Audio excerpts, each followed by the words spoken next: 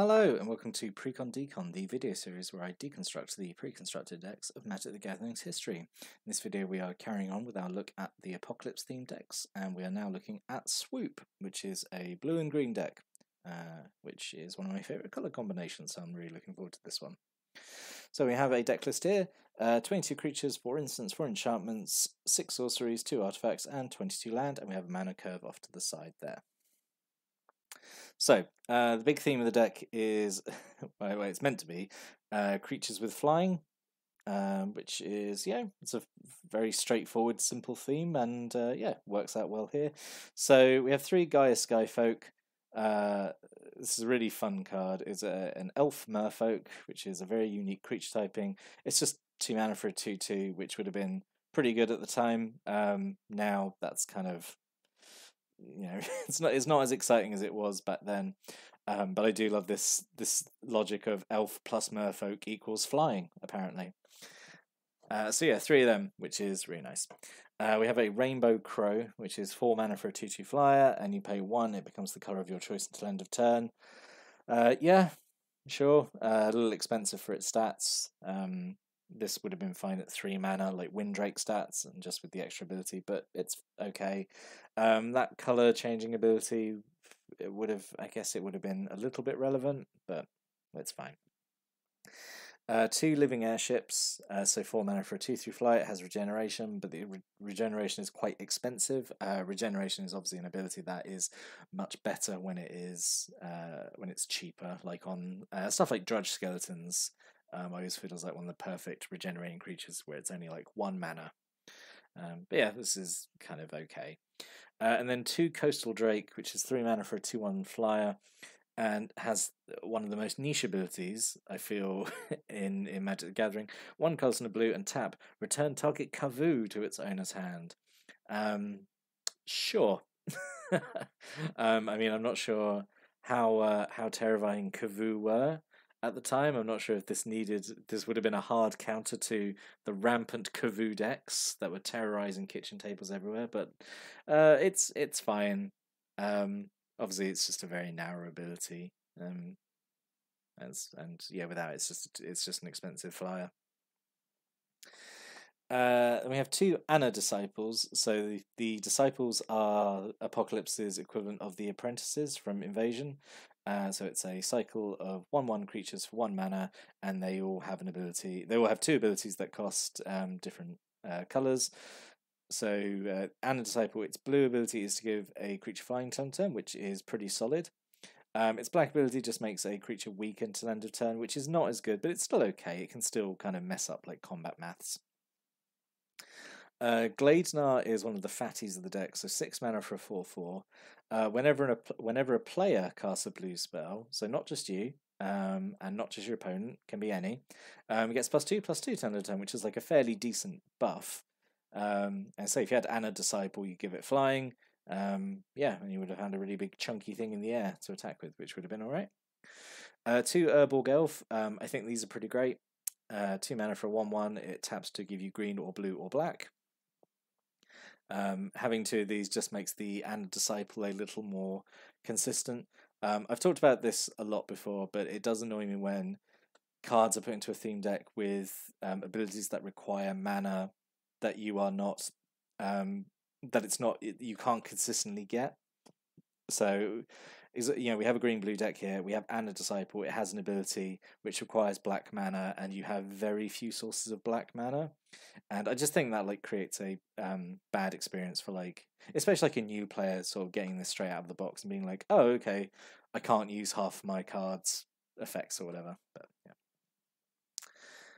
And then 2 Kavoo Chameleon. This guy's great. I love Kavoo Chameleon. 5 mana for a 4/4, can't be countered, and becomes the colour of your and pay a green to change colours.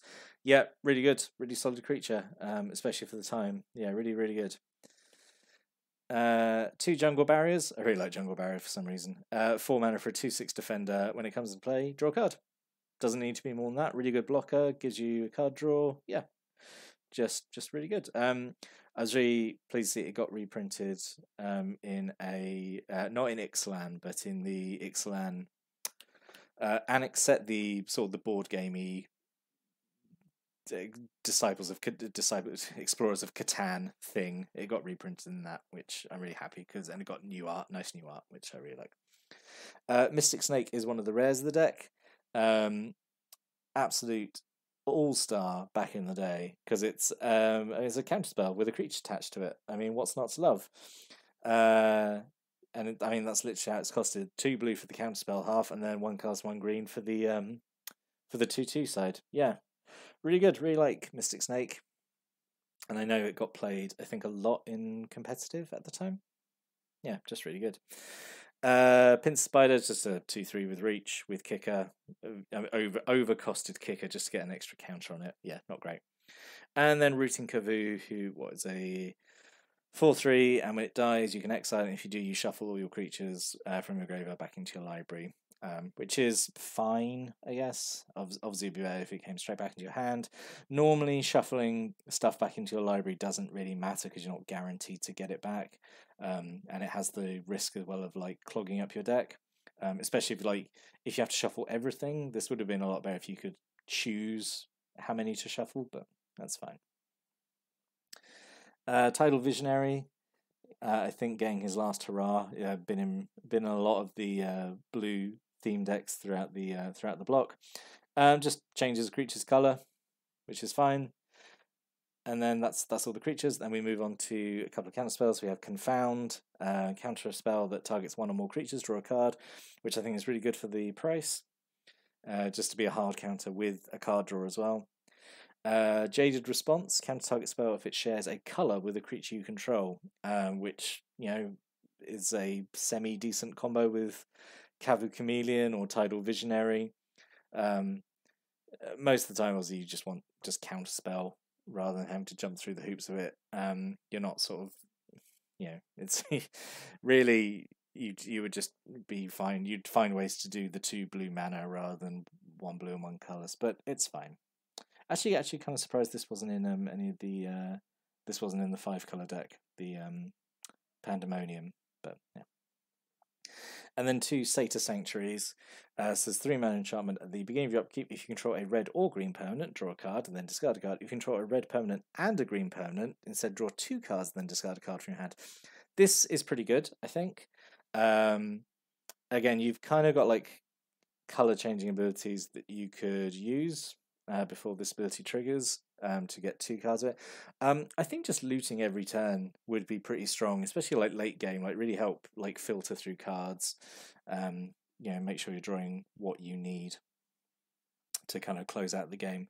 Having 2 of these I think is really good. I think Satyr Sanctuary is, out of all the 5 sanctuaries, I think this one's probably the best because it's card draw. The others are all a bit narrow. For what I remember, the white one gains you life, because of course the white one gains you life.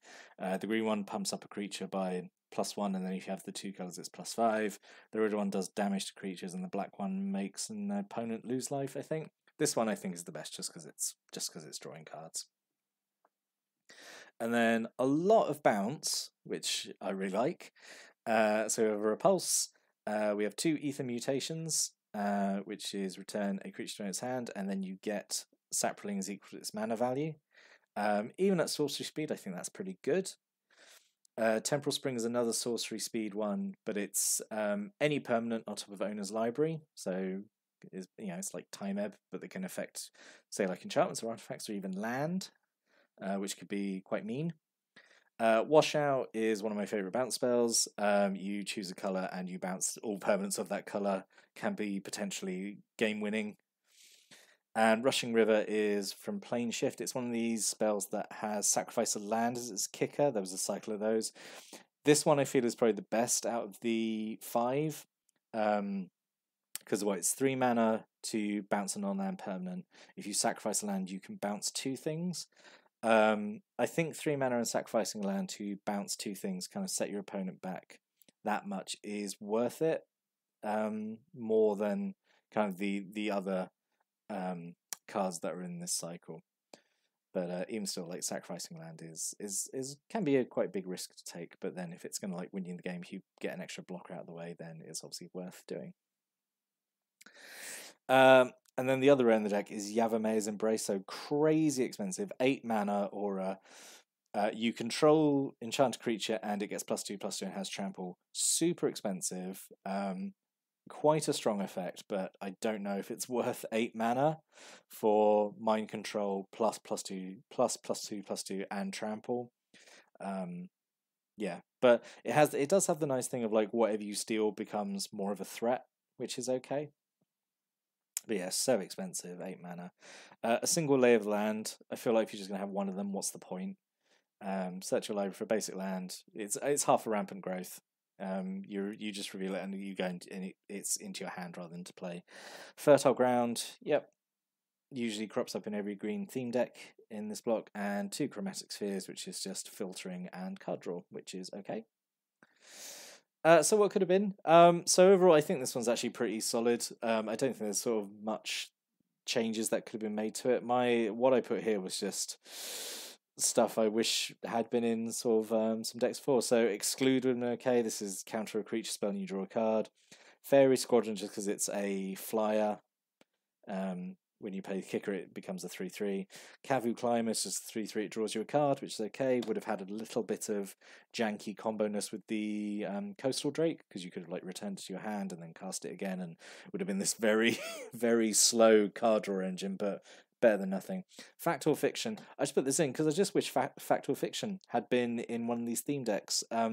It's a little skill testy. It's a little high complexity for an introductory product like a theme deck, but it's such an iconic card. This Invasion was the set it was printed in. Just would have been nice to have it in a deck. So this is just like a wish list thing, really. And Tangle, which is like a really good fog. Because it prevents all combat damage to be dealt this turn, and the attacking creatures don't untap on their control's next untap step. So for like 1 extra mana over fog, it locks down the board. Really, really good. Really like Tangle. And yeah, I just wish it had been. I just wish it had been in any deck really, than in these invasion block theme decks.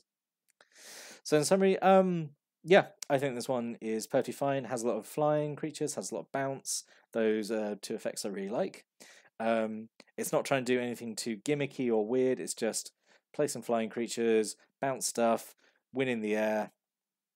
Yeah, I think it's just fairly solid. Not super exciting, maybe, because it doesn't have a gimmick, but it just would have been, I think, very solid to play out of the box. Yeah, and quite straightforward to use. I just think it's pretty good. So yeah, what did you think of this one? Did you have this deck? Did you play with it? Did you make any changes to it? Stick a comment below, but I'll be back next time to look at the last theme deck from Apocalypse. But until then, thank you for watching and listening, and have a good day.